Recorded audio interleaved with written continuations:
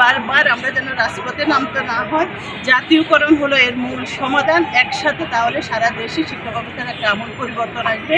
এর আগে যেটা হচ্ছে এমপিও, আমরা আসলে এমপিও চাই না, আমরা জাতীয়করণ চাই। আমরা যে একই সিলেবাস, একই আর মানে শিক্ষা ব্যবস্থা সরকারি বেসরকারি সবই আমরা একই শ্রম ঘন্টা আমরা দায়িত্ব পালন করে থাকি, কিন্তু শুধু বেতনের ক্ষেত্রে গিয়ে আমাদের কাছে যে বৈষম্যটা করে আমাদেরকে এমপিওতে ফেলে রাখা হয়েছে, এর থেকে আমরা পরবর্তীতে পরিত্রাণ চাচ্ছি। পাশাপাশি যে যারা আছেন রাজনীতি ব্যক্তিবর্গ, তাদের যে বিশেষ করে বড় সংগঠন বলেন আর নতুন যারা আছে এনসিপি, তাদের অনেক আন্তরিকতা ছিল।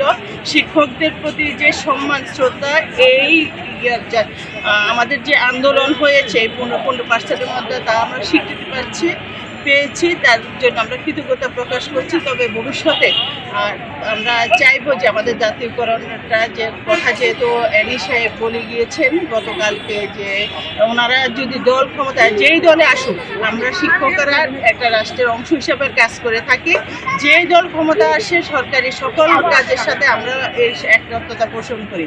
ভবিষ্যতে যেন আমাদের এই শিক্ষা ব্যবস্থা একটা মানসম্মত কারিকুলাম করা হয়, একটা শিক্ষানীতি প্রণয়ন করা হয়, যে আমাদের দেশের শিক্ষার্থীরা যারা আছে তারাও কিন্তু ঠিকভাবে কোনো দিশা পাচ্ছে না। একই গভর্নমেন্ট এসে শিক্ষা ব্যবস্থাকে এক এক কারিকুলাম এক একভাবে সিস্টেম চেঞ্জ করে ওরা যেমন হিমশিম খাচ্ছে, আমরা শিক্ষকরা যারা আছি তারাও কিন্তু পাঠদানের ক্ষেত্রে সমস্যা হচ্ছে। আর এখানে অনেকগুলো কথা উঠে আসছে, আমরা মিডিয়া বা বিভিন্ন কিছুর মাধ্যমে জানতে পেরেছি। সেটা হলো যে শিক্ষকদেরকে যদি জীবন মানে উন্নত করা হয়, কেউ পিছনে যাবে না, তারা পাশাপাশি অন্য পেশায় লিপ্ত হবে না। যখনই তাদের পেটে ক্ষুধা থাকে, ক্ষুধা রেখে কেউ শিক্ষককে পাঠদান করাতে পারে না।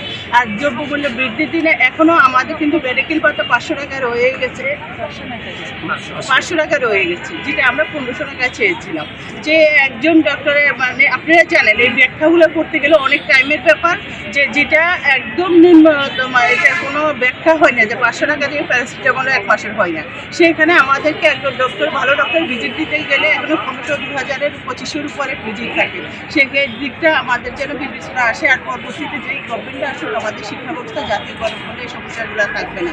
আর আজকে আমরা সকল সংগঠন মিলে একত্রিত হয়ে এই আন্দোলনের সাথে সম্পৃক্ত হয়েছি। আগে বিগত দিনগুলো যেমন মাদ্রাসা ছিল না, কারিগরি ছিল না, কলেজ ছিল না, কিন্তু এবারের আন্দোলনের সম্পৃক্ত সারা বাংলাদেশে এক পক্ষে ছিল, যার কারণে এই ইয়েটা আমাদের 15% যেটা দিয়েছে, সেটার জন্য সবাইকে আমরা ধন্যবাদ জানাচ্ছি। পাশাপাশি ভবিষ্যতে যেন এই শিক্ষা ব্যবস্থাকে জাতীয়করণ করা হয়। আর আমরা শুধু আমাদের জন্য নড়তে আসিনি, আমরা এই যদি জীবন মান শিক্ষকদের এই বেতন কাঠামো স্কেল, যেটা সরকারি এবং বেসরকারি যে বৈষম্য যদি নিরসন করা হয়, তারপরে মেধাবীরা যারা এখন বেকার বসে আছে কিন্তু শিক্ষকতার বসে আসতে চান না, 12,500 টাকা বেতন দিয়ে এই যুগে কিছু হয় না। একটা স্টুডেন্ট যখন পড়াশোনা মাস্টার্স কমপ্লিট করে, তার মোবাইল বিল থাকে আরও বেশি ধরতে গেলে। সেখানে এই জীবন মান যদি শিক্ষককে উন্নত করা হয়, তাহলে মেধাবীরা শিক্ষা ব্যবস্থায় আসবে, এডুকেশনটা আরও ডেভেলপমেন্ট হবে। আর কোয়ালিটি এডুকেশনের জন্য কোয়ালিটি টিচার্স অনিবার্য। আর কোয়ালিটি টিচার্স আনতে হলে কোয়ালিটি স্টুডেন্টদেরকে ইনভলভ করাইতে হবে।